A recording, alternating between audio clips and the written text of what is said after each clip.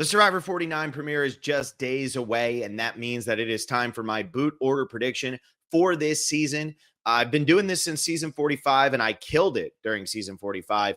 The same cannot be said for last year. Let's jump into Survivor 49, though. And in 18th place, I don't think I'm going to shock anybody with this one. I think that the Red Tribe is going to be the Disaster Tribe, and I am looking at Shannon in 18th place. First person voted out. I don't know who she's going to connect with, and I don't think that this is really much of a shock to anybody who's listening.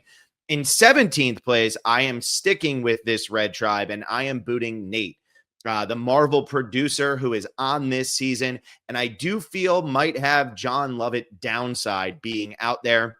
It feels like they really wanted to get somebody with Marvel onto this season. It's a great story with him being a film producer and saying he learned how to swim just to play Survivor one day. But ultimately, I don't think he's going to fit in. I think he's going to be one of the weaker members of that tribe, and I think he's going to go out early. In 16th place, I'm finally going to go to a different tribe, and I'm going to look at the Yellow Tribe. I'm going to boot Jason. Jason is somebody who said he's going to have a hard time not telling people how smart he is. That is not going to bode well for him. In 15th place, this one kind of breaks my heart a little bit. I'm going with Sophie without the E, Sophie from Miami.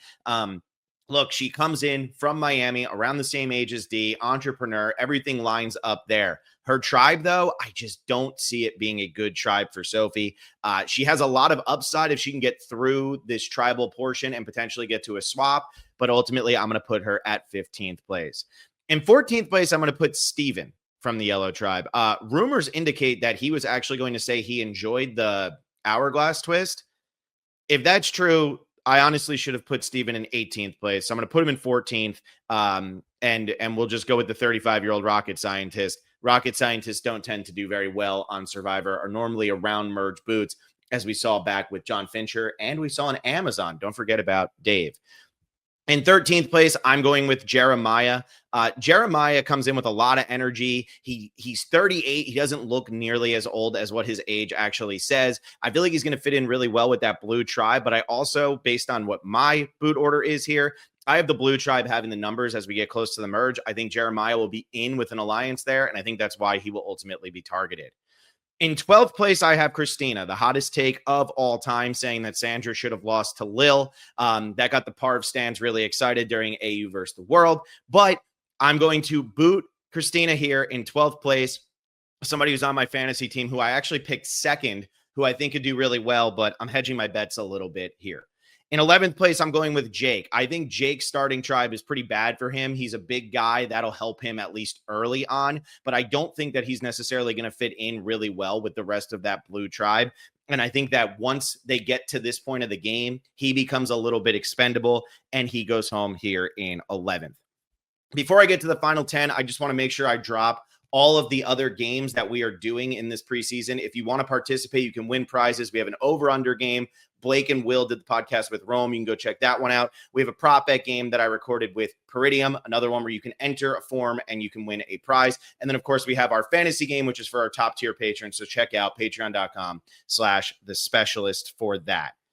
In 10th place, I'm going Alex. I know that Blake and Will have been super low on Alex. I think that Alex may be coming in with the wrong mindset of I just want to break the margarita curse, but I think that he has a lot of upside being that he's a political communications director. Like he's involved in politics. That's what Survivor is. I could see Alex absolutely having a very high ceiling. He does have a low floor, so I'll put him in the middle, but I have a lot higher hopes than Blake and Will did for him. In 9th place, I have Sage. This is Kendra's placement, and Sage, not quite to the level that Shannon might remind some people of Kendra, but I think that Sage fits into this archetype. She is somebody who I know a lot of people are feeling low on this red tribe, again, assuming that this red tribe is the disaster tribe. However, I feel like Sage has a couple of people who are obvious boots before her. She'll be able to survive that. She won't necessarily be a threat to win, but she's somebody who can make a pretty deep run in this game. In 8th place, I have Sophie with an E. Now, we've talked a lot about how the starting tribe for Sophie might not be great, but I do think that she has the Survivor knowledge to overcome that and make a pretty good run in this game. Sophie is somebody that I got in the last round of the fantasy draft, and I'm feeling really good about that because I have her here in 8th place. In 7th place, I am going with Riz God. This might shock some people being what we know for Survivor 50. But I am saying Riz God gets 7th place. That's far enough into the game to be asked back. He's going to be a massive personality, as we have already seen. And I think that this is as far as he can go, because ultimately people will say he's a threat to win. If Riz God sits at the end, he's probably going to win the game. So let's get rid of him in this situation. In 6th place, I have Nicole. I think Nicole's starting tribe is a dream for her. Obviously, she has the soundbite in her CBS video where she says she sees a lot of straight people. I think that her tribe, though, really does work out in her favor. I think she's going to have a lot of like-minded people with her. She's going to be able to head an alliance that's going to make a deep run, but ultimately get cut just before endgame. In 5th place, I have Matt. I think Matt's a really fun, cool story. You know, the guy who's throwing bags and doing all of that, 52 years old, has Gabler upside, meaning he could potentially win this season. I don't think he'll quite get there, but I think he's somebody who might be willing to go with the flow, which on these new era seasons can be really beneficial for people to have, as we've seen with some older people or just younger people who haven't made a lot of moves, make deep runs in the game.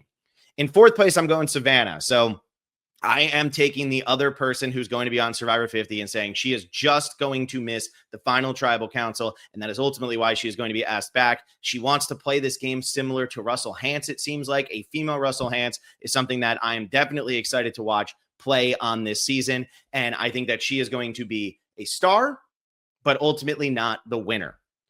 In 3rd place, I have Trashy Annie. She's going to be another older woman who absolutely has a great run in this game, but has no winner potential by the time she gets to the end. She's definitely more of a character on this season. I had said earlier, if Sue and Ben had a baby, it's Trashy Annie. And Sue and Ben both finished 3rd. So that's where Trashy Annie is going as well. In 2nd place, I'm going with MC. MC, somebody who really wasn't watching Survivor and then suddenly did. Doesn't have a lot of the Survivor history, but that's okay. MC can have a really good run on this season without having a lot of the Survivor history. And honestly, a little bit less knowledge might actually be beneficial as people try to target people who are massive, massive fans of the game. And that means my winner, my first pick in my fantasy draft, I'm going with Jawan. Jawan, the video editor who lives in Los Angeles, who's from South Jersey. These are all the things that I connect with. I can't edit a video to save my life, but working in the film industry around the same age that Jawan is at now and making that move from New Jersey to California, I know that I have the full package to win Survivor, so that means Jawan must have the full package as well. I'm taking Jawan to win this game, and that is my boot order prediction for Survivor 49.